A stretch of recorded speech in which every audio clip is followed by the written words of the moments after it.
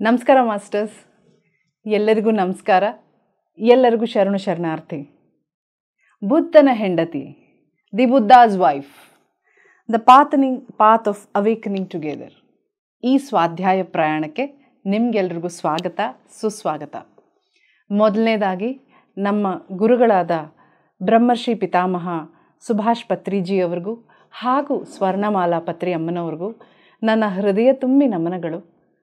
ಮಹಾವತಾರ್ ಬಾಬಾಜಿ ಹಾಗೂ ಇನ್ನೂ ಅನೇಕ ಪ್ರತ್ಯಕ್ಷ ಪರೋಕ್ಷ ಗುರುಗಳು ಮತ್ತು ಅನೇಕ ನನ್ನ ಜೀವನದಲ್ಲಿ ಬಂದು ಹೋದ ಗುರುಗಳೆಲ್ಲರಿಗೂ ನನ್ನ ನಮಸ್ಕಾರಗಳು. ಮತ್ತೊಮ್ಮೆ ನಿಮಗೆಲ್ರಿಗೂ ಸ್ವಾಗತ, ನಮಸ್ಕಾರ. ದಿ ಬುದ್ಧಾಸ್ ವೈಫ್ ಈ ಸ್ವಾಧ್ಯಾಯ ಪ್ರಯಾಣದಲ್ಲಿ 2ನೇ ಸಂಚಿಕೆಯಲ್ಲಿ ನಿಮಗೆಲ್ರಿಗೂ ಸ್ವಾಗತ. ಹಿಂದಿನ ಸಂಚಿಕೆಯಲ್ಲಿ ನಾವು ಸ್ವಲ್ಪ ಬುದ್ಧನ ಒಂದು ಏನಂತಾರೆ ಬ್ಯಾಕ್ಗ್ರೌಂಡ್ ಅಂತ ಹೇಳ್ತೀವಲ್ಲ, ಈ ಪುಸ್ತಕದ ಬುದ್ಧನ ಬ್ಯಾಕ್ಗ್ರೌಂಡ್ ಅಲ್ಲ, ಈ ಪುಸ್ತಕದಲ್ಲಿ ನಮಗೆ ಬೇಕಾಗಿರುವ ಒಂದು ಹಿನ್ನೆಲೆ ಅದನ್ನು ನಾವು ಕಂಡುಕೊಂಡ್ವಿ. ಈಗ ಈ ಬುದ್ಧಾಸ್ ವೈಫ್ ಕೇಂದ್ರ ಬಿಂದು ಯಾರು? ನಮ್ಮ ಕಥಾನಾಯಕಿ ಯಾರು? ಯಶೋಧರೆ, ಬುದ್ಧನ ಹೆಂಡತಿ ಯಶೋಧರೆ. ಈಕೆ ಈ ಇಡೀ ಒಂದು ಸ್ವಾಧ್ಯಾಯ ಇದು ಹೋಗ್ತಾ ನಮ್ಮ ಪ್ರತಿಯೊಂದು ಈಕೆ ಪುಸ್ತಕ ಓದ್ತಾ ಇದ್ದರೆ ಪ್ರತಿಯೊಂದು ನನಗೆ ಪತ್ರಿಜಿಯವರು ಹೇಳೋದು ಅಥವಾ ಅವರ ಒಂದು ತತ್ವಗಳು, ಅವರ ಒಂದು ಬೋಧನೆಗಳೇ ನನಗೆ ಪತ್ರಿಜಿಯವರೇ ಕೂತು ಹೇಳ್ದಂಗಿದೆ. ನನಗೆ ಆ ರೀತಿ ಇದೆ ಈ ಪುಸ್ತಕ. ಬಹುಶಃ ಇದು ಬರ್ತೀನಿ, ಆ ಮಾತಿಗೆ ಬರ್ತೀನಿ ನಾನು. ಇಲ್ಲಿ ನಾವು ಏನು ಹಿಂದಿನ ಒಂದು ಸಂಚಿಕೆಯಲ್ಲಿ ನೋಡಿದ್ದು, ರಾಹುಲ ಹುಟ್ಟಿದ. ರಾಹುಲ ಯಾರು? ಬುದ್ಧ ಅಥವಾ ಸಿದ್ಧಾರ್ಥ ಮತ್ತು ಯಶೋಧರೆಗೆ ಹುಟ್ಟಿದಂಥ ಕನಸಿನ ಕೂಸು ರಾಹುಲ. ಆ ಮಗು ಹುಟ್ಟಿದ ರಾತ್ರಿಯೇ ನಮ್ಮ ಸಿದ್ಧಾರ್ಥ ಬುದ್ಧನಾಗಲು ಹೊರಟು ಹೋದ. ಆ ಒಂದು ಇದ ನಂತರ ಯಶೋಧರೆಯ ಬದುಕು ಏನಾಯಿತು ಅನ್ನೋದೇ, ಅಥವಾ ನಮ್ಮ ಕಥಾನಾಯಕಿ ಯಶೋಧರೆಯ ಜೀವನವೇ ಈ ಪುಸ್ತಕ. ಈ ಪುಸ್ತಕಕ್ಕೆ 2 ಭಾಗಗಳಿದೆ ಮಾಸ್ಟರ್ಸ್. ಮೊದಲ ಭಾಗದಲ್ಲಿ ಇರುವಂಥದ್ದೆಲ್ಲ ಯಶೋಧರೆಯ ಜೀವನ, ಅವಳು ಹೇಗೆ ಬುದ್ಧ ಹೊರಟು ಹೋದ ನಂತರ, ಸಿದ್ಧಾರ್ಥ ಹೊರಟು ಹೋದ ನಂತರ ಅವಳು ಹೇಗೆ ಬದುಕಿದ್ಲು, ಏನು ಮಾಡಿದ್ಲು ಯಶೋಧರೆ. ಅವಳ ಜೀವನ, ಹೋಗೋರೇನೋ ಹೊರಟು ಹೋಗ್ತಾರೆ, ಆದರೆ ಇರುವರು ಬದುಕಬೇಕಲ್ಲ, ಅದು ಹೇಗೆ ನಡೀತು ಅನ್ನೋದು ವಿವರ ಮೊದಲ ಭಾಗದಲ್ಲಿದೆ. 2ನೇ ಭಾಗ ಏನು ಅಂದರೆ, ಈ ಆಧ್ಯಾತ್ಮ ಚಿಂತನೆಗಳು ಅಥವಾ ಈ ಒಂದು ಈಗ ಏನು ಕಂಟೆಂಪರರಿ ಈಗಿರುವ ಓದುಗರು ಅಥವಾ ಈಗಿರುವ ಆಧ್ಯಾತ್ಮ ದಾರಿಯಲ್ಲಿ ಅಥವಾ ಆಧ್ಯಾತ್ಮ ಬದುಕನ್ನು ತಮ್ಮ ಜೀವನದ ಒಂದು ಅಂಗವಾಗಿಡಿಸ್ಕೊಂಡು ನಡೀತಾ ಇರೋವಂಥವರು ಸಂಸಾರಸ್ಥರು, ಅವರು ಹೇಗೆ ಇದನ್ನು ಅಳವಡಿಸ್ಕೋಬೋದು ಅನ್ನೋದು ಒಂದು ಅನೇಕ ಓದುಗರ ಒಂದು ಟಿಪ್ಪಣಿ, ಅಥವಾ ಈಗಿನ ಕಂಟೆಂಪ್ರರಿ ರೀಡರ್ಸ್ ಅಂತ ಏನು ಕರಿತೀವಲ್ಲ, ಸಮಕಾಲೀನ ಓದುಗರ ಹೇಗೆ ಬಾಳಬಹುದು ಅನ್ನೋ ಒಂದು ಈಕೆಯ ಜ್ಞಾನದಿಂದ ಹೇಗೆ ನಾವು ಬಾಳಬಹುದು ಅನ್ನೋದು ಒಂದು ವಿಶ್ಲೇಷಣೆ. ಅದು 2ನೇ ಭಾಗ ಬಹಳ ರೋಚಕವಾಗಿದೆ ಹಾಗೂ ಅನೇಕ ಒಂದು ಕೂಲಂಕುಷವಾಗಿ ಹೇಳಿದ್ದಾರೆ.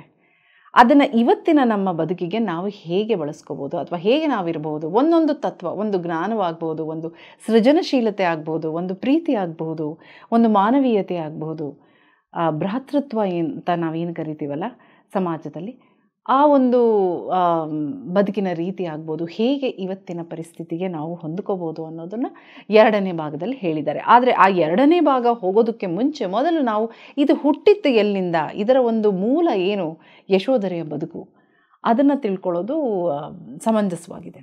ಹಾಗಾಗಿ ನಾವು ಮೊದಲನೇ ಭಾಗಕ್ಕೆ ಮೊದಲು ಒತ್ತು ಕೊಡೋಣ. ಹೀಗೆ ನಾನು ಸ್ಯಾಮ್ ಮತ್ತು ಜಾನೆಟ್ ಬಗ್ಗೆ, ಅಂದರೆ ಈ ಲೇಖಕರ ಬಗ್ಗೆ ಮಾತಾಡ್ತಾ ಇದ್ದೆ. ಇನ್ನೊಂದು ಸ್ವಲ್ಪ ಅವ್ರ ಬಗ್ಗೆ ಹೇಗೆ ಈ ಪುಸ್ತಕ ರೂಪುಗೊಳ್ತು ಅನ್ನೋದಕ್ಕೆ ಅನೇಕ ಅವ್ರ ಜೀವನದ ಒಂದು ರೀತಿ ಅಥವಾ ಅವರು ಬದುಕಿನಲ್ಲಿ ಅವರು ನಡೆದು ಬಂದಂತಹ ದಾರಿ, ಬೇರೆ ಬೇರೆ ಆಗಿದ್ದಂಥ ಇವರಿಬ್ಬರು ಮತ್ತೆ ಒಂದು ಆಧ್ಯಾತ್ಮ ರಿಟ್ರೀಟ್ ಅಥವಾ ಆಧ್ಯಾತ್ಮ ಒಂದು ಸಮಾವೇಶದಲ್ಲಿ ಪಾಲ್ಗೊಂಡು ಅಲ್ಲಿಂದ ಒಂದು ಬುದ್ಧನ ಒಂದು ಏಕೆಂದರೆ ಬೌದ್ಧ ಧರ್ಮದ ಒಂದು ವಿಷಯಗಳನ್ನ ಅವರು ಬಹಳಷ್ಟು ಆಗಾಗ ಪುಸ್ತಕಗಳು ಓದೋದು, ಬುದ್ಧನ ಬಗ್ಗೆ ಸಾಹಿತ್ಯಗಳು ಅನೇಕ ಇದೆ ಬೌದ್ಧ ಧರ್ಮದಲ್ಲಿ. ಅದೆಲ್ಲವನ್ನು ಓದುವುದು, ಅದೆಲ್ಲ ತಿಳ್ಕೊಳ್ಳೋದು, ಸಮಾವೇಶ ಮಾಡೋದು. ಈಗ ನಾವೇನು PMCಲಿ ನಾವು ಅನೇಕ ಸತ್ಸಂಗಗಳು ಮಾಡ್ತೀವಿ, ಹಾಗೆ ಅವರು ಆ ರೀತಿ ಮಾಡಿ ಈ ಒಂದು ಯೋಚನೆಯಲ್ಲೇ ಅವರು ಜೀವನ ಸಾಗ್ತಾ ಇರಬೇಕಾದ್ರೆ ಈ ಪುಸ್ತಕ ಎಲ್ಲೋ ಒಂದು ನಾಂದಿ ಹಾಡ್ತೋದು. ಏಕೆ ನನಗೂ ಎಲ್ಲೋ ಒಂದು ಕಡೆ ನಾನು ಹಿಂದಿನ ಸಂಚಿಕೆಯಲ್ಲೇ ಹೇಳಿದ್ದೆ, ಬುದ್ಧನ ಬಗ್ಗೆನೇ ನಾವು ಚಿಕ್ಕ ವಯಸ್ಸಿಂದ ನೀವು ನೆನಪಿಸ್ಕೊಂಡ್ರೆ ಒಂದು ಅಮರ ಚಿತ್ರಕಥಾ ಆಗಿರ್ಬೋದು, ಒಂದು ಒಂದು ಚಂದಮಾಮ ಪುಸ್ತಕಗಳು, ನಾವೆಲ್ಲ ಸಣ್ಣವರಿದ್ದಾಗ ಚಂದಮಾಮ ಪುಸ್ತಕಗಳು, ಬಾಲಮಿತ್ರ ಪುಸ್ತಕಗಳೆಲ್ಲ ಬರ್ತಾಯಿತ್ತು. ಹಾಗೂ ಇನ್ನೂ ಅನೇಕ ಪುಸ್ತಕಗಳಿದೆ, ಅಮರ ಚಿತ್ರಕಥಾ, ಈ ಥರ ಎಷ್ಟೊಂದು ಪುಸ್ತಕಗಳು, ಮಾಲಿಕೆಗಳು ಬಂದಿದೆ. ಎಲ್ಲ ಕಡೆ ಬುದ್ಧನ ಒಂದು ಜೀವನದ ಬಗ್ಗೆನೇ ಹೆಚ್ಚು ಮಾತಾಡಿದ್ದೀವಿ ಅಲ್ವೇ? ಬುದ್ಧ ಹೆಂಗಾದ, ಅವನಿಗೆ ಎಷ್ಟೆಲ್ಲ ತ್ಯಾಗ ಮಾಡ್ದ, ಅವನು ಎಲ್ಲವನ್ನೂ ಬಿಟ್ಟು ತ್ಯಜಿಸಿ ಹೋದ, ಎಲ್ಲ ಅಂಥ ಒಂದು ಸಾಮ್ರಾಜ್ಯವನ್ನು ಸಾಮ್ರಾಟ ಆಗಬಹುದಿತ್ತು, ಅದೆಲ್ಲವನ್ನು ಬಿಟ್ಟು ಹೊರಟೋದ, ಕಾಡಿಗೆ ಹೊರಟೋದ, ಕಾಷಾಯ ಧರಿಸಿದ, ಒಂದು ಹೊತ್ತು ತಿನ್ನದಿರ ಬೋಧಿ ವೃಕ್ಷದ ಕೆಳಗೆ ಕೂತಾಗ ಅವನಿಗೆ ವರ್ಷಗಳು ಅವನು ಸಾಧನೆ ಮಾಡಿದಾಗ ಅವನು ಜ್ಞಾನೋದಯವಾಯಿತು. ಹಾಗೂ ಅವನು ಬುದ್ಧ ಆಗಿ ವಾಪಸ್ಸು ರಾಜ್ಯಕ್ಕೆ ಬಂದಾಗ ಎಷ್ಟೆಷ್ಟು ಜನರ ಬದುಕನ್ನು ಅವನು ಉದ್ಧಾರ ಮಾಡಿದ, ಎಷ್ಟೆಷ್ಟು ಜನರನ್ನು ಒಂದು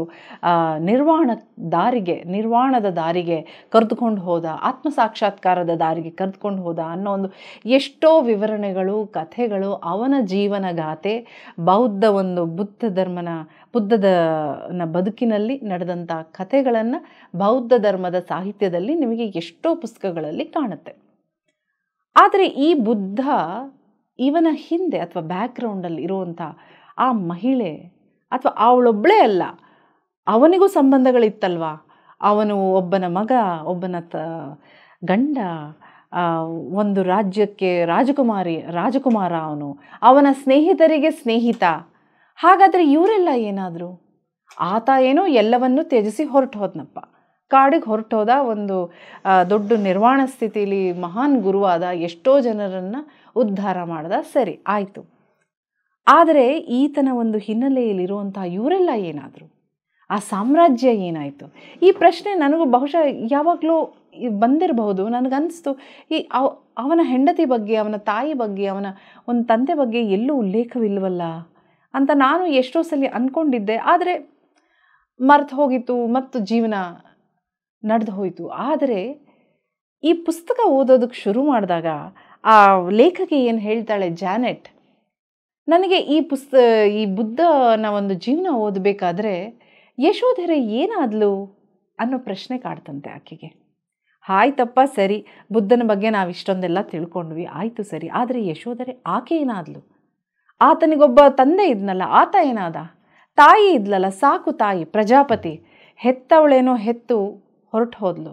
ಆದರೆ ಸಾಕಿದ್ದು ತನ್ನ ಜೀವನವನ್ನೇ ಈ ಗೂಸನ್ನು ಸಿದ್ಧ ಮಾಡಿ ರಾಜ್ಯಕ್ಕೆ ಅರ್ಪಿಸಬೇಕು ಅನ್ನೋ ರೀತಿಯಲ್ಲಿ ಎಲ್ಲ ರೀತಿಯಲ್ಲೂ ಸಶಕ್ತನಾಗಿ ಮಾಡಿದಂಥ ಆ ತಾಯಿ, ಅವಳೇನಾದ್ಲು? ಆ ಸಾಮ್ರಾಜ್ಯವೇನಾಯಿತು?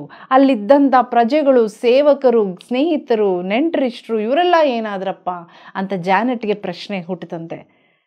ಆ ಪ್ರಶ್ನೆಗೆ ಆಕೆ ಕೆದಕ್ತಾ ಹೋದಾಗ ಬೌದ್ಧ ಧರ್ಮದಲ್ಲಿ ಎಲ್ಲೂ, ಆ ಸಾಹಿತ್ಯದಲ್ಲಿ ಎಲ್ಲೂ ಸ್ತ್ರೀಯರ ಬಗ್ಗೆ ಉಲ್ಲೇಖವಿಲ್ಲ.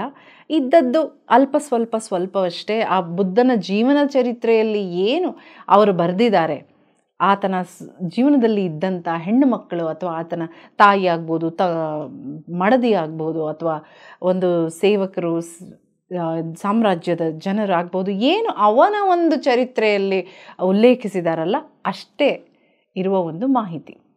ತೆರಿಗಾತ ಅನ್ನೋದು ಬೌದ್ಧ ಧರ್ಮದಲ್ಲಿ ಒಂದು ಪುಸ್ತಕ ಇದೆ, ಅಥವಾ ಒಂದು ಗ್ರಂಥ ಅಂತ ಹೇಳ್ಬೋದು, ಅಥವಾ ಮಹಾಕಾವ್ಯ ಅಂತಲೂ ಹೇಳಬಹುದು. ಪದ್ಯ ರೂಪದಲ್ಲಿ ಇದೆ, ತರಿಗಾತ ಅನ್ನೋದು ಪಾಳಿ ಭಾಷೆಯಲ್ಲಿ ಆವತ್ತಿನ ಕಾಲದಲ್ಲಿ ಬರೆದಂಥವರು. ಯಾರು ಬರೆದಿದ್ದಾರೆ ಅಂತ ಕ್ಷಮಿಸಿ, ನನಗೆ ಗೊತ್ತಿಲ್ಲ. ಹಾಗಾಗಿ ಈ ಒಂದು ಪುಸ್ತಕದಲ್ಲಿ ಒಂದು ಕಾವ್ಯ ರೂಪದಲ್ಲಿ, ಕವನ ರೂಪದಲ್ಲಿ ಉಲ್ಲೇಖ ಮಾಡಿದ್ದಾರೆ. ಈ ಎಲ್ಲ ಸ್ತ್ರೀಯರ ಬಗ್ಗೆ ಉಲ್ಲೇಖ ಮಾಡಿದ್ದಾರೆ. ಮೇಲ್ನೋಟಕ್ಕೆ ನಮಗೇನು ಅನಿಸುತ್ತೆ, ಅಥವಾ ಜಾನೆಟ್ ಕೂಡ ಅಥವಾ ಸ್ಯಾಮ್ ಕೂಡ ಹೇಳ್ತಾರೆ, ಇದು ಒಂದು ಕಾಲ್ಪನಿಕ ಪುಸ್ತಕ ಅಂತ ನೀವು ಪರಿಗಣಿಸಬಹುದು ಅಂತ ಹೇಳ್ತಾರೆ. ಹಾಗೂ ಕಾಲ್ಪನಿಕ ಪುಸ್ತಕ ಅಂತಲೇ ಅಂದ್ಕೊಳ್ಳೋಣ. ಆದರೆ ನನಗೆ ಈ ಪುಸ್ತಕ ಓದಿದಾಗ ಎಲ್ಲೋ ಇದು ಕಾಲ್ಪನಿಕ ಅಲ್ಲ, ಇದು ಸತ್ಯತೆ ಇರಬಹುದೇನೋ. ಅವರು ಎಷ್ಟೋ ಒಂದು ಸಾಹಿತ್ಯ, ಬೌದ್ಧ ಸಾಹಿತ್ಯವನ್ನು ಓದಿ ಬರೆದಿರಬಹುದು, ಆದರೆ ಇದರಲ್ಲಿ ಸತ್ಯತೆ ಬಹಳಷ್ಟಿದೆ ಅಂತ ನನಗನ್ನಿಸ್ತು. ಇದು ಕಾಲ್ಪನಿಕ ಆಗಿರಲಿಕ್ಕೆ ಸಾಧ್ಯವಿಲ್ಲ. ಬಹುಶಃ ಇವರ ಮೂಲಕ ಯಶೋಧರೆ ಮಾತೆಯೇ ಬರೆಸಿದ್ಲೇನೋ ತನ್ನ ಬದುಕಿನ ವೃತ್ತಾಂತವನ್ನು ಅನ್ನೋದು ನನಗೆ ಅನ್ನಿಸ್ತು ಮಾಸ್ಟರ್ಸ್. ಆದರೆ ಈ ಬರಹಗಾರರು ಹೇಳೋದು, ಬೌದ್ಧ ಧರ್ಮದ ಸಾಹಿತ್ಯವನ್ನು ಓದ್ತಾ ನಾವೇನು ಅರ್ಥ ಮಾಡ್ಕೊಂಡ್ವಿ, ಅದರ ಮೇಲೆ ನಾವು ಹೀಗಿರಬಹುದೇನೋ ಹಾಗಿರಬಹುದೇನೋ ಅಂತ ಊಹಿಸಿ ಬರೆದಿದ್ದೀವಿ ಅನ್ನೋದನ್ನು ಬಹಳ ಅವರು ಹಂಬಲ್ ಅಂತ ಹೇಳ್ತೀನಿ, ಸೃಜನಶೀಲರಾಗಿ ಹೇಳ್ಕೊಂಡು ಬರೆದಿದ್ದಾರೆ. ಆದರೆ ನನಗೆ ಬಹಳ ಮನಮುಟ್ಟಿತು ಈ ಒಂದು ಪುಸ್ತಕ. ಹಾಗಾಗಿ ಇದು ಕಾಲ್ಪನಿಕ ಅಲ್ಲ, ಸತ್ಯತೆ ಇರಬಹುದು ಅನ್ನೋದು ನನ್ನ ಅಭಿಪ್ರಾಯ. ನಿಮಗೇನಿಸ್ತು ಅಂತ ನೀವು ತಿಳಿಸಬಹುದು. ಹೀಗೆ ಮುಂದುವರ್ಸೋಣ. ಈ ಯಶೋಧರೆ, ರಾಹುಲ ಹುಟ್ಟುತ್ತಾನೆ, ಅವತ್ತು ರಾತ್ರಿ ಬುದ್ಧ ಹೊರಟು ಹೋಗ್ತಾನೆ. ಯಶೋಧರೆ ಬೆಳಗಾಗತ್ಲು ಕಣ್ಣು ಬಿಡ್ತಾಳೆ. ಕಣ್ಣು ಬಿಟ್ಟು ನೋಡ್ತಾಳೆ, ಬುದ್ಧ ಇಲ್ಲ, ಸಿದ್ಧಾರ್ಥ ಇಲ್ಲ. ನಾನು ಸದ್ಯಕ್ಕೆ ಸಿದ್ಧಾರ್ಥ ಅಂತ ಸಂಬೋಧಿಸ್ತೀನಿ. ಸಿದ್ಧಾರ್ಥ ಇಲ್ಲ. ಏನಾದ ಸಿದ್ಧಾರ್ಥ? ಎಲ್ಲ ಕಡೆ ಹುಡುಕ್ತಾಳೆ, ಎಲ್ಲರನ್ನು ಕೇಳ್ತಾಳೆ. ಮಡಿಲಲ್ಲಿ ಗೂಸು ಅಳತಾ ಇದೆ, ಹಾಲು ಕುಡಿಸು ಅವಳಿಗೆ ತವಕ ಒಂದು ಕಡೆ. ತಾಯಿ ಆಗಿದ್ದಾಳೆ, ಹೊಸದಾಗಿ ತಾಯಿ ಆಗಿದ್ದಾಳೆ. ಎಷ್ಟು ವರ್ಷಗಳು ಕಾದು ತಾಯಿ ಆಗಿದ್ದಾಳೆ ಅವಳು. ಏನೋ ಒಂದು ಖುಷಿ, ಸಂಭ್ರಮ, ಸಾಮ್ರಾಜ್ಯಕ್ಕೆ ಒಬ್ಬ ಅರಸನನ್ನು ಕೊಟ್ಟೆ, ಒಬ್ಬ ಉತ್ತರಾಧಿಕಾರಿಯನ್ನು ಕೊಟ್ಟೆ ಅನ್ನುವ ಸಂಭ್ರಮ ಯಶೋಧರೆಗೆ.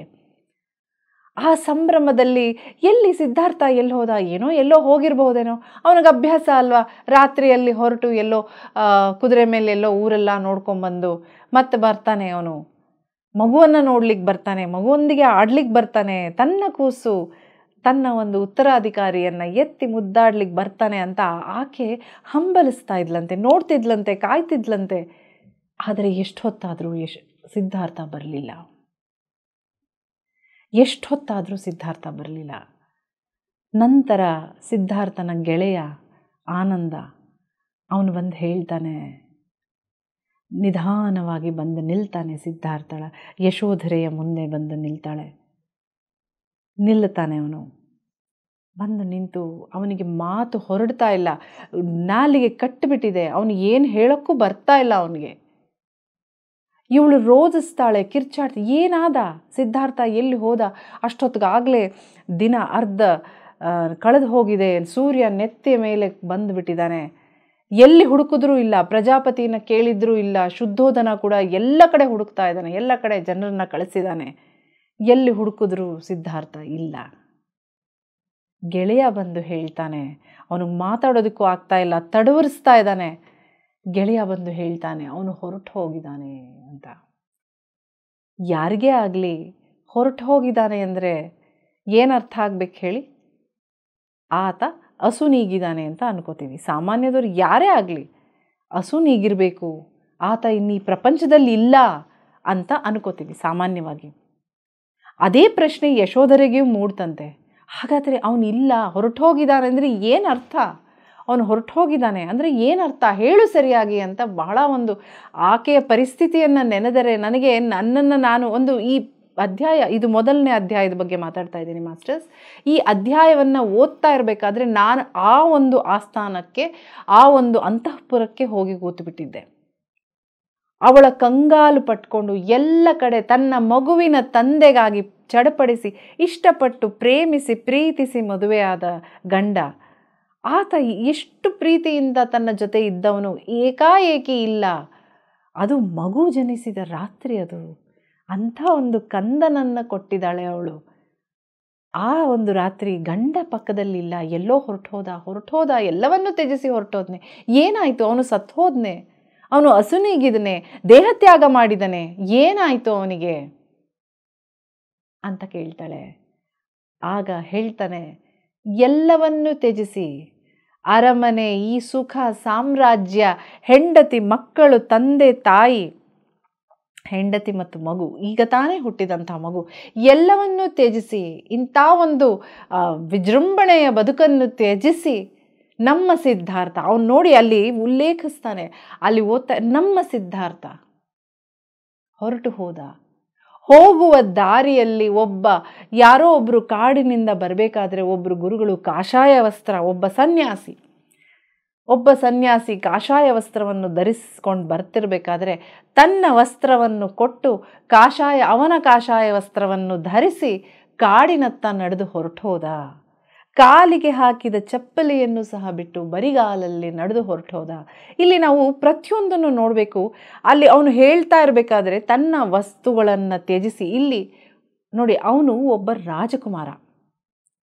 ಆ ರಾಜಕುಮಾರನ ವೇಷಭೂಷಣಗಳು ಅಥವಾ ವಸ್ತ್ರಾಭರಣಗಳು ಹೇಗಿರುತ್ತೆ ಅಂತ ನಿಮಗೆಲ್ರಿಗೂ ಗೊತ್ತಿದೆ. ಅಂಥ ಒಂದು ಸಾಮ್ರಾಟನ ಒಂದು ವಸ್ತ್ರಾಭರಣ, ರೇಷ್ಮೆಯ ಉಡುಗೆ, ಆ ಒಂದು ಒಡವೆಗಳು, ಏನು ವೈಭವ! ಕಾಲಿಗೆ ಹಾಕುವ ಚಪ್ಪಲಿಯೇ ಬಹಳ ಒಂದು ವೈಭೋಗವಾಗಿರುತ್ತೆ. ಎಲ್ಲವನ್ನೂ ತ್ಯಜಿಸಿ ಹೋದ ಅಂದರೆ ಅಲ್ಲಿ ನಾವು ಪ್ರತಿಯೊಂದು, ಅಂದರೆ ಅವಳು ಕೇಳ್ತಾ ಇದ್ದಾಳೆ, ಅವನ ಆಭರಣ ಬಿಟ್ಬಿಟ್ನೆ, ಒಡವೆ ಬಿಟ್ಬಿಟ್ನೆ, ಅವನ ಕಿರೀಟ ಏನಾಯಿತು? ಅದನ್ನು ಅವನು ಕಳಿಸ್ಬಿಡ್ತಾನೆ ವಾಪಸ್ಸು. ಕಿರೀಟವನ್ನು ವಾಪಸ್ಸು ಕಳಿಸಿದ್ದಾನೆ ಯಶೋಧರೆ ಅಂತ ಅವನ ಗೆಳೆಯ ಹೇಳ್ತಾನೆ. ಇಲ್ಲಿ ಅವಳು ಕೇಳ್ತಾ ಇದ್ದಾಳೆ, ಯಾಕೆಂದರೆ ಅವಳಿಗೆ ಬೇಕು ಒಂದೊಂದು ಡೀಟೇಲ್ಸ್ ಅಂತ ಹೇಳ್ತೀವಲ್ಲ. ಆಕೆ ಒಂದು ಹೆಂಡತಿ, ಸದ್ಯಕ್ಕೆ ಆಕೆ ಒಂದು ರಾಜಕುಮಾರಿ ಅಥವಾ ಒಂದು ಭಾವಿ ಮಹಾರಾಣಿ ಆಗೋದನ್ನು ಮರ್ತು ಬಿಡೋಣ, ಅವಳಿಗದು ನೆನಪಿಲ್ಲ, ಅದೆಲ್ಲ ಬೇಕಿಲ್ಲ ಅವಳಿಗೆ. ಈಗ ನಾವು ಕೇಂದ್ರೀಕರಿಸಬೇಕಾಗಿರೋದು ಆಕೆ ಒಂದು ಪತ್ನಿ, ಓರ್ವ ಪ್ರೇಮಿ, ತನ್ನ ಪ್ರೇಮಿಗೆ ಪ್ರೇಮಿ, ತನ್ನ ಗಂಡನಿಗೆ ಪತ್ನಿ, ಈಗ ತಾನೇ ಹುಟ್ಟಿರುವ ಒಂದು ಹಸುಗೂಸಿನ ತಾಯಿ, ಈ ಸಾಮ್ರಾಜ್ಯದ ಭಾವಿ ಅರಸ ಅವನು, ರಾಜಕುಮಾರ ಅವನು. ಅಂಥ ಒಂದು ಉತ್ತರಾಧಿಕಾರಿಗೆ ಜನ್ಮ ಕೊಟ್ಟಂಥ ರಾಜಕುಮಾರಿ ಅವಳು. ಅದೆಲ್ಲವೂ ಬೇಡ, ಈಗ ಸದ್ಯಕ್ಕೆ ಅವಳು ಯಶೋಧರೆ ಅಷ್ಟೇ. ಯಾರು ಯಶೋಧರೆ? ಸಿದ್ಧಾರ್ಥನ ಹೆಂಡತಿ ಯಶೋಧರೆ. ಇನ್ನು ಅವನು ಬುದ್ಧ ಆಗಿಲ್ಲ ಮಾಸ್ಟರ್ಸ್. ಸಿದ್ಧಾರ್ಥನ ಹೆಂಡತಿ ಯಶೋಧರೆ ಕೇಳ್ತಾ ಇದ್ದಾಳೆ, ಅವನು ಬಟ್ಟೆ ಬಿಟ್ಬಿಟ್ನಾ? ಅವನು ವಸ್ತ್ರ, ಅವನ ಆಭರಣ ಏನಾಯಿತು? ಅವನ ಕಿರೀಟ ಏನಾಯಿತು? ಅವನು ಏನೊಂದು ಹಿಡಿದಿದ್ದ, ಅವನು ಕತ್ತಿ ಬಿಲ್ಲು, ಅವನಿಗೇನು ಅವಾಗಿನ ರಾಜ? ಎಲ್ಲವನ್ನು ತ್ಯಜಿಸ ಒಂದೊಂದು ಎಳೆಯಾಗಿ ಕೇಳ್ತಾಳೆ ಅವಳು. ಏನಾದ ಹೇಳು, ನನ್ನ ಗಂಡ ಏನಾದ ಹೇಳು ಅಂತ. ಆ ಗೆಳೆಯ ತಲೆ ಬಗ್ಗಿಸಿ, ಆ ಗೆಳೆಯ ಅವನೇ ಒಂದು ಸಾರಥಿಯಾಗಿದ್ದ ಸಿದ್ಧಾರ್ಥನಿಗೆ, ಅವನು ಪ್ರಾಣ ಸ್ನೇಹಿತ ಗೆಳೆಯ, ಚಿಕ್ಕ ವಯಸ್ಸಿನಿಂದ ಜೊತೆಯಲ್ಲಿ ಬೆಳೆದವನವನು. ಅವನು ಕಾಲಿಗೆ ಸ್ವಲ್ಪ ಐಬಿರುತ್ತೆ, ಅವನು ಕುಂಟಿ ನಡೀತಾ ಇದ್ದ ಅವನು. ಆ ಗೆಳೆಯನ ಬಗ್ಗೆ ಮತ್ತೆ ಹೇಳ್ತೀನಿ, ಅವನು ಎಂಥ ಒಂದು ಅದ್ಭುತ ಸಂಬಂಧ ನೋಡಿ. ಈ ಪುಸ್ತಕದಲ್ಲಿ ನಾವು ಸಂಬಂಧಗಳ ಬಗ್ಗೆ ಎಷ್ಟು ಸೊಗಸಾಗಿ ತಿಳ್ಕೊಬೋದು. ಆ ಒಂದು ಸಮಯದಲ್ಲಿ, ಆ ಬದುಕಲ್ಲಿ, ಆ ಸಂಸಾರದಲ್ಲಿ, ಆ ಒಂದು ರಾಜಮನೆತನ ಅನ್ನೋದನ್ನು ಬಿಟ್ಟು ಬಿಡೋಣ. ಯಾಕೆಂದರೆ ಇವರೆಲ್ಲರೂ ಸಂಬಂಧಿಗಳು, ಒಬ್ರಿಗೊಬ್ರು. ಒಂದು ಗೆಳೆಯ ಇರ್ಬೋದು, ಅಣ್ಣ ತಮ್ಮಂದರು, ಒಂದು ಸಮುದಾಯದವರು ಹೇಗಿದ್ದರು ಅನ್ನೋದನ್ನು ನಾವು ತುಂಬ ಚೆನ್ನಾಗಿ ಈ ಒಂದು ಪುಸ್ತಕದಲ್ಲಿ ಕಲ್ತ್ಕೋಬೋದು.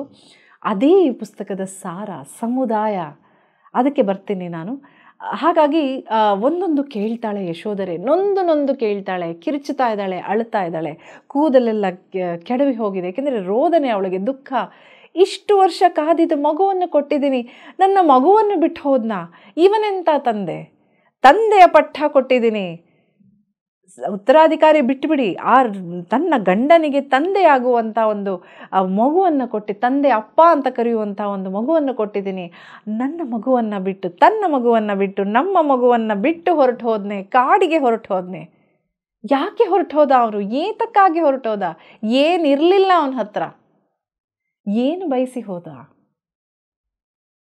ಅವಳ ರೋದನೆಗಳು ಕೇಳ್ತಾ ಹೋದರೆ ಮಾಸ್ಟರ್ಸ್, ನಿಜವಾಗ್ಲೂ ನಾ ಹೇಳಿದ್ನಲ್ಲ, ನಾನು ಆ ಶಾಕ್ಯ ಅರಮನೆಯ ಅವಳ ಒಂದು ಅಂತಃಪುರದಲ್ಲಿ ಕೂತು ಇದನ್ನು ನೋಡ್ತಾ ಇದ್ದೀನೇನೋ ಅನ್ನುವಷ್ಟು ಸೊಗಸಾಗಿ ಈ ಇಬ್ಬರು ಲೇಖಕರು ಬರೆದಿದ್ದಾರೆ.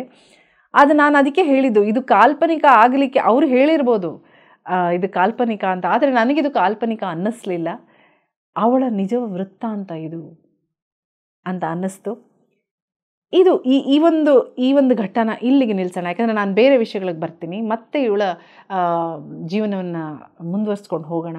ಇಲ್ಲಿ ಏನು ಅವನು ಈ ಒಂದು ತತ್ವವನ್ನು ನಾನು ಇಲ್ಲಿ ಹೇಳೋದಕ್ಕೆ ಬಯಸ್ತೀನಿ. ಇದು ಬುದ್ಧ ಕೂಡ ಬಹಳ ನಿಖರವಾಗಿ ತಿಳಿಸಿದ್ದಾನೆ. ಅವನು ಇದ್ದಂಥ ಕಾಲದಲ್ಲಿ ಏನು ನಾವು ಇಲ್ಲಿ ನಾವು ಕಾಣೋದು 2 ರೀತಿಯ ಬಾಳು. ಬುದ್ಧ ಮತ್ತು ಯಶೋಧರನ ಬದುಕು ನೋಡಬೇಕಾದ್ರೆ ಬುದ್ಧ ಏನು ಮಾಡ್ದ, ಎಲ್ಲವನ್ನು ತ್ಯಜಿಸಿ, ಅಥವಾ ಸಿದ್ಧಾರ್ಥ ಅಂತ ಇಟ್ಕೊಳ್ಳೋಣ, ಸಿದ್ಧಾರ್ಥ ಎಲ್ಲವನ್ನು ತ್ಯಜಿಸಿ ಆತ್ಮಸಾಕ್ಷಾತ್ಕಾರಕ್ಕೆ, ನಿರ್ವಾಣಕ್ಕೆ, ಅಥವಾ ತನ್ನ ಬಗ್ಗೆ ತಾನು ತಿಳ್ಕೊಳ್ಳೋದಕ್ಕೆ, ಏನು ಈ ಬದುಕು, ಹೇಗೆ ಬದುಕಬೇಕು ಅಂತ ತಿಳ್ಕೊಳ್ಳೋದಕ್ಕೆ ಎಲ್ಲೋ ಕಾಡಿನಲ್ಲಿ ಹೋಗಿ ಕೂತು ತಪಸ್ ಮಾಡಿ ತಿಳ್ಕೊಳ್ಳೋದಕ್ಕೆ ಹೊರಟು ಹೋದ್ನಪ್ಪ. ಅವನೇನೋ ಎಲ್ಲ ಬಿಟ್ಟು ಹೊರಟು ಹೋದ. ಬುದ್ಧ ಭಗವಾನ ಆಗ್ಬಿಟ್ಟ ಆತ. ಸಿದ್ಧಾರ್ಥ ಹೋಗಿ ಬುದ್ಧ ಭಗವಾನ ಆಗ್ಬಿಟ್ಟ. ಅದು ಒಂದು ರೀತಿ, ಒಂದು ವೈರಾಗ್ಯದ ಅದು ಒಂದು ದಾರಿ, ಸನ್ಯಾಸ, ಅಥವಾ ಎಲ್ಲವನ್ನೂ ತ್ಯಜಿಸಿ ಹೋಗುವಂಥದ್ದು ಸನ್ಯಾಸತ್ವ. ಅದು ಒಂದು ದಾರಿ. ಆದರೆ ಇಲ್ಲಿ ಒಂದು ನಿರ್ವಾಣ ಹೊಂದೋದಕ್ಕೆ ಹೋದ ಅಂತ ಹೇಳೋಣ. ಇಲ್ಲಿ ಈಕೆ ಏನು ಬದುಕತ್ಲಲ್ಲ, ಈಕೆ ಬಿಟ್ಟು ಹೋಗೋಕ್ಕಾಗ್ತಿತ್ತೆ? ಯೋಚನೆ ಮಾಡಿ. ಇವತ್ತಿನ ಪರಿಸ್ಥಿತಿಗೆ ಎಷ್ಟು ಕೂಲಂಕುಷವಾಗಿದೆ, ಎಷ್ಟು ಸಮಂಜಸವಾಗಿದೆ ಅನ್ನೋದನ್ನು ಹೋಗ್ತಾ ಹೋಗ್ತಾ ತಿಳ್ಕೊತೀವಿ. ಈಕೆ ಆಗ ತಾನೇ ತಾಯಿ ಆಗಿದ್ದಾಳೆ. ಆ ಶಾಕ್ಯ ರಾಜ್ಯದ ರಾಜಕುಮಾರಿ ಅವಳು, ಭಾವಿ ಸಾಮ್ರಾಜ್ಞಿ ಆಗುವಂಥ ಹೆಣ್ಣುಮಗಳವಳು. ಅತ್ತೆ ಮಾವ ಇದ್ದಾರೆ, ಸ್ನೇಹಿತರು, ಸೇವಕರು, ಸೇವಕಿಯರಿದ್ದಾರೆ. ತನ್ನ ಮಗುವನ್ನು ತನ್ನ ಮಗು ಈಗ ತಾನೇ ಹುಟ್ಟಿರುವಂಥ ಒಂದು ಭಾವಿ ರಾಜಕುಮಾರ ಇದ್ದಾನೆ, ಮತ್ತು ಸಾಮ್ರಾಜ್ಯದ ಪ್ರಜೆಗಳಿದ್ದಾರೆ, ಆಸ್ಥಾನದಲ್ಲಿರುವಂಥರ ಕೆಲಸಗಾರರು, ರಕ್ಷಕರು, ಸೇವಕರು ಎಲ್ಲರೂ ಇದ್ದಾರೆ, ಸೈನಿಕರು ಎಲ್ಲರೂ ಇದ್ದಾರೆ. ಸಿದ್ಧಾರ್ಥ ಬಿಟ್ಟು ಹೋದ ಹಾಗೆ ಆಗ ತಾನೇ ಹೆತ್ತಂಥ ತಾಯಿಯವಳು ಎಲ್ಲವನ್ನೂ ತ್ಯಜಿಸಿ ಹೋಗ್ಲಿಕ್ಕೆ ಆಗ್ತಿತ್ತ? ಸಾಧ್ಯವೇ ಇಲ್ಲ. ನಾವಿನ್ನು ಯಾವ್ಯಾವ ರೀತಿ ಕೆದಕಿ ನೋಡಿದ್ರೂ ಇದು ಸಾಧ್ಯವಿಲ್ಲದ ಮಾತು. ಹಾಗಾದರೆ ಅವನ ಒಂದು ಬದುಕಾದರೆ ಇವಳ ಒಂದು ಬದುಕು ಅಂದರೆ ಸಂಸಾರದಲ್ಲಿ ಇದ್ದು ಪ್ರತಿಯೊಂದನ್ನು ನೆರವೇರಿಸಿ, ಪ್ರತಿಯೊಂದು ತಾಯಿಯಾಗಿ, ಸೊಸೆಯಾಗಿ, ರಾಜಕುಮಾರಿಯಾಗಿ, ಹಾಗೂ ಆ ಒಂದು ಸಾಮ್ರಾಜ್ಯದಲ್ಲಿ ಏನು ಅವಳೇ ನಿಂತು ನಿಭಾಯಿಸಿದ್ದು, ಎಲ್ಲವನ್ನೂ ನಿಭಾಯಿಸಿ ಕೊನೆಗೇನಾದಳು ಅವಳು ನಿರ್ವಾಣ ಹೊಂದಿದಳು ಅಲ್ವಾ? ನಮ್ಮ PSSM ಮೂವ್ಮೆಂಟ್ ಅಥವಾ ಪತ್ರಿಜಿಯವರು ಏನು ನಮಗೆಲ್ಲ ಹೇಳಿಕೊಟ್ಟಿದ್ದು ಸಂಸಾರದಲ್ಲಿ ನಿರ್ವಾಣ. ಆವತ್ತಿನ ಕಾಲದಲ್ಲಿ ಬುದ್ಧ ಹೇಳಿದನಂತೆ ಅವಳ ಮಾರ್ಗವೇ ಉಳಿಯುವುದು ಅಂತ. ಯಶೋಧರೆ ಚಾಲೆಂಜ್ ಮಾಡ್ತಾಳಂತೆ, ಎಲ್ಲವನ್ನು ನೀನೇನೋ ತ್ಯಜಿಸಿ ಹೊರಟು ಹೋದೆ, ಆದರೆ ನಾನೇನು ಮಾಡಲಿ? ಯಾರೂ ಬೇಡಪ್ಪ, ಈಗ ತಾನೇ ಹೆತ್ತಿರೋ ಮಗುವನ್ನು ಬಿಟ್ಟುಬಿಟ್ಟು ಹೊರಟು ಹೋಗಲಿ? ಎಲ್ಲಿಗೆ ಹೋಗ್ತಾಳೆ? ಅಳುತ್ತಿರುವ ಮಗುವನ್ನು ಮಡಿಲಲ್ಲಿ ಇಟ್ಕೊಂಡು ಅವಳು ಎಲ್ಲವನ್ನು ತ್ಯಜಿಸಿ ಎಲ್ಲಿ ಹೋಗೋದು? ಹೋಗಲಿಲ್ಲ. ಆಕೆ ಇದ್ದು ಜಯಿಸಿದಳು. ಈಸಬೇಕು, ಇದ್ದು ಜಯಿಸಬೇಕು. ಅದಕ್ಕೆ ನಿದರ್ಶನ ನಮ್ಮ ಯಶೋಧರೆ, ಬುದ್ಧನ ಹೆಂಡತಿ ಯಶೋಧರೆ. ಅದಕ್ಕೆ ಬಹುಶಃ ಅವರು ನಾನೇನು ಈ ಶೀರ್ಷಿಕೆ ಬಗ್ಗೆ ನಿಮ್ಗೆ ಹೇಳ್ತೀನಿ ಅಂತ ಹೇಳಿದ್ನಲ್ಲ, ಅದಕ್ಕೆ ನಾನು ಇದೆಲ್ಲ ಹೇಳಿದ್ದು. ಈ ಬುದ್ಧನ ಯಾಕೆ ಯಶೋಧರೆ ಅಂತ ಇಡ್ಬೋದಿತ್ತಲ್ಲ ಅವರು, ಅಥವಾ ಶಾಕ್ಯ ರಾಜಕುಮಾರಿ ಅಂತ ಹೇಳ್ಬೋದಿತ್ತಲ್ಲ, ಅಥವಾ ರಾಹುಲನ ತಾಯಿ ಅಂತ ಹೇಳ್ಬೋದಿತ್ತಲ್ಲ. ಏನೂ ಬೇಡಪ್ಪ ಯಶೋಧರೆ ಅಂತ ಹೇಳ್ಬೋದಾಗಿತ್ತು. ಆದರೆ ಅವರು ಹಾಗೆ ಇಡಲಿಲ್ಲ, ಬುದ್ಧನ ಹೆಂಡತಿ ಅಂತ ಇಟ್ಟರು. ಇದರ ಬಗ್ಗೆ ನಾನು ವಿಶ್ಲೇಷಣೆ ಮಾಡಿದಾಗ ನನಗಿದೆ ಅನಿಸಿದ್ದು. ಏಕೆಂದರೆ ಆಕೆ ಬುದ್ಧನ ಹೆಂಡತಿ ಆಗಿದ್ದುಕೊಂಡು ಬುದ್ಧ ಆದ, ಆದರೆ ಬುದ್ಧನ ಹೆಂಡತಿ ಆಗಿದ್ದುಕೊಂಡು ತಾನು ಸಾಧಿಸಿದ ದಾರಿ, ತಾನು ಏನು ಒಂದು ನಿರ್ವಾಣ ಸ್ಥಿತಿಯನ್ನು ಆಕೆ ಅರ್ಥೈಸಿಕೊಂಡ್ಲು, ಸಾಧಿಸಿದ್ಲು. ಅಷ್ಟೇ ಅಲ್ಲ ಮಾಸ್ಟರ್ಸ್, ತಾನು ಒಬ್ಬಳೇ ಹೋಗಿ ಸಾಧನೆ ಮಾಡಲಿಲ್ಲ, ಎಲ್ಲೋ ಹೋಗಿ ಸಾಧನೆ ಮಾಡಲಿಲ್ಲ. ಎಲ್ಲರೊಂದಿಗೆ ಇದ್ದು ಎಲ್ಲ ಕರ್ತವ್ಯಗಳನ್ನು ನಿಭಾಯಿಸಿ ಎಲ್ಲವನ್ನು ನಿಭಾಯಿಸ್ಕೊಂಡು ಹೋಗಿ ಎಲ್ಲರ ಜೊತೆ ಎಲ್ಲರಿಗಾಗಿ ಕೊಟ್ಟು, ಎಲ್ಲರಿಗೆ ಹೇಳಿಕೊಟ್ಟು ದಾರಿಯನ್ನು ತೋರಿಸಿ ಎಲ್ಲರ ಕೈ ಹಿಡಿದು ನಡೆದುಕೊಂಡು ಹೋದ್ಲು. ಸಮುದಾಯದೊಂದಿಗೆ ನಡೆದುಕೊಂಡು ಹೋದ್ಲು. ಎಲ್ಲರ ಜೊತೆ ಇದ್ದು ಹೆಜ್ಜೆ ಇಡ್ತಾ ನಿರ್ವಾಣ ಹೊಂದಿದಳು. ಆ ದಾರಿಯನ್ನು ನಮಗೆಲ್ರಿಗೂ ತೋರಿಸಿದ್ಲು. ನಮಗೆಲ್ರಿಗೂ ಈ PSSMಲ್ಲಿ ನಾವು ಪತ್ರಿಜಿಯವರು ಏನು ಹೇಳ್ಕೊಟ್ಟಿದ್ದಾರಲ್ಲ, ಈಕೆ ಇದರ ಮೂಲ, ಈಕೆ ಇದರ ನಾಂದಿ. ಈ ದಾರಿಯನ್ನು ನಾಂದಿ ಹಾಡಿದು ಯಶೋಧರೆ. ಇದು ಯಾವಾಗ 2500-600 ವರ್ಷಗಳ ಹಿಂದೆ, ಸಹಸ್ರ ವರ್ಷಗಳ ಹಿಂದೆ, 2500 or 600 years ago ಈಕೆ ನಮಗೆ ದಾರಿ ತೋರಿಸ್ಕೊಟ್ಲು. ಅದು ಬುದ್ಧ ಸಹ ಹೇಳ್ತಾನಂತೆ, ಈ ಏನು ಸಮುದಾಯದೊಂದಿಗೆ ನಿರ್ವಾಣ ನೀನು ಹೊಂದಿದೀಯಾ ಅಥವಾ ಯಶೋಧರೆ ಹೊಂದಿದ್ದಾಳೆ, ಇದೇ ಶಾಶ್ವತವಾಗಿ ಈ ಸೃಷ್ಟಿಯಲ್ಲಿ ಉಳಿಯುವುದು. ಮುಂಬರುವ ಭವಿಷ್ಯದಲ್ಲಿ ಈ ಬ್ರಹ್ಮಾಂಡದಲ್ಲಿ ನಿರ್ವಾಣ ಹೊಂದಬೇಕಾದ್ರೆ ಎಲ್ಲದರ ಜೊತೆ ನಿರ್ವಾಣ ಹೊಂದುವ ರೀತಿ ಏನು ಯಶೋಧರೆ ತೋರಿಸಿದಾಳೆ ಅದೇ ಶಾಶ್ವತವಾಗಿ ಉಳಿಯುವುದು ಅಂತ ಬುದ್ಧ ಸಹ ಹೇಳ್ತಾನಂತೆ. ಅದರ ಉಲ್ಲೇಖ ಬೌದ್ಧ ಸಾಹಿತ್ಯದಲ್ಲಿದೆ.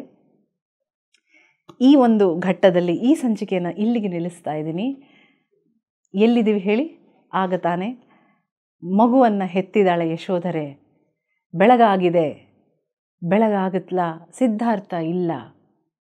ಈ ಒಂದು ವಾಸ್ತವದಲ್ಲಿ ಈ ಬೆಳಕು ಹರಿದಿದೆ ಯಶೋಧರೆಯ ಬದುಕಲ್ಲಿ. ಇಲ್ಲಿಗೆ ಈ ಸಂಚಿಕೆ ಮುಗಿಸ್ತಾ ಇದ್ದೀನಿ ಮಾಸ್ಟರ್ಸ್. ಮುಂದಿನ ಸಂಚಿಕೆಗಳಿಂದ ಏನು ಒಂದು ಅಲ್ಲೋಲ ಕಲ್ಲೋಲ ಪರಿಸ್ಥಿತಿ ಯಶೋಧರೆ ಎದುರಿಸಿದ್ಲು, ಅದನ್ನು ಹೇಗೆ ಅವಳು ಅದರಿಂದ ಹೊರಗೆ ಬಂದಳು ಅನ್ನೋದನ್ನು ಹಂತ ಹಂತವಾಗಿ ನೋಡೋಣ. ಮುಂದಿನ ಸಂಚಿಕೆಯಲ್ಲಿ ನಿಮ್ಮೊಂದಿಗೆ ಮತ್ತೆ ಸಿಗ್ತೀನಿ. ಇದರ ನಡುವೆ ನಿಮ್ಮ ಅಭಿಪ್ರಾಯಗಳು, ನಿಮ್ಮ ಸಲಹೆಗಳನ್ನ ದಯವಿಟ್ಟು ಕೊಡಿ. ಇದನ್ನು ಹೇಳ್ತಾ PMC ಕನ್ನಡ ವಾಹಿನಿಯವರಿಗೆ ನನ್ನ ಹೃದಯ ತುಂಬಿ ವಂದನೆಗಳನ್ನ ತಿಳಿಸ್ತಾ ಇವತ್ತಿನ ಸಂಚಿಕೆ ಮುಗಿಸ್ತಾ ಇದ್ದೀನಿ. ನಮಸ್ಕಾರ.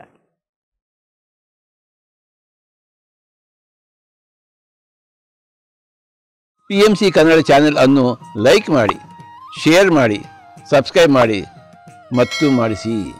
ಎಲ್ಲರಿಗೂ ಧನ್ಯವಾದಗಳು.